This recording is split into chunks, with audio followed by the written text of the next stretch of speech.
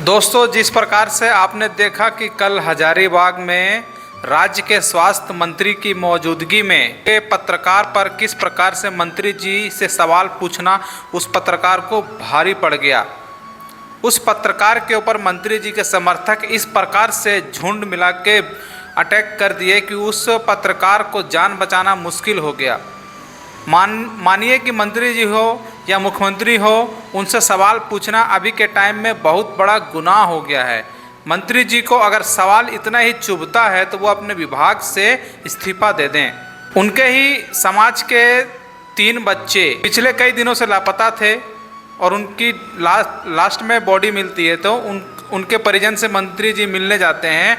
उसी दौरान उनका लाइव चलता है और उस लाइव में साफ साफ दिखाया जाता है कि पत्रकार किस प्रकार से चतरा में जो विमान क्रैश हुआ, प्लेन क्रैश हुआ, उनके परिजनों को मुआवजा अभी तक नहीं मिला है, ना कोई उस एयरलाइन कंपनी के ऊपर एक्शन लिया गया है। यही सवाल जो है न्यूज़ 18 के पत्रकार मंत्री जी से पूछते हैं तो मंत्री जी के समर्थक कहते हैं कि मुद्दा भटकाने वाला विषय काहे पूछ रहे हैं और चतरा वाला विषय हजारीबाग के मुद्दे पर काहे पूछ रहे हैं।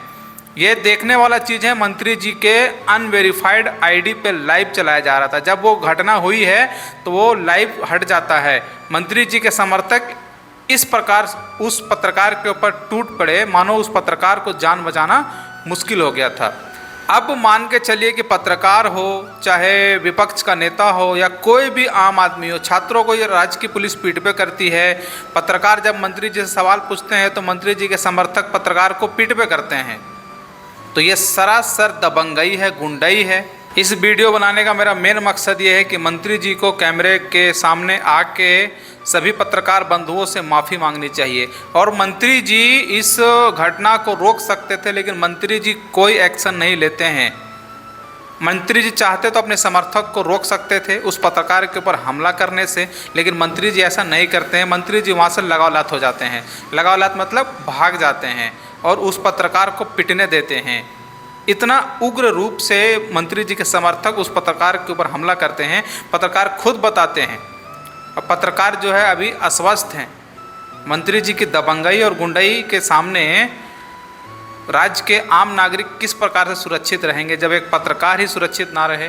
पत्रकार चौथा स्तंभ माना जाता है। पत्रकार वो है जो सरकार से सवाल पूछता है, मंत्री से सवाल पूछता है, सच्चाई दिखाते हैं। वो अलग बात है कि बहुत सारे पत्रकार बिकाऊ होते हैं, लेकिन आज के समय में बहुत सारे पत्रकार ऐसे भी हैं जो सच्ची ईमानदारी से काम करते हैं।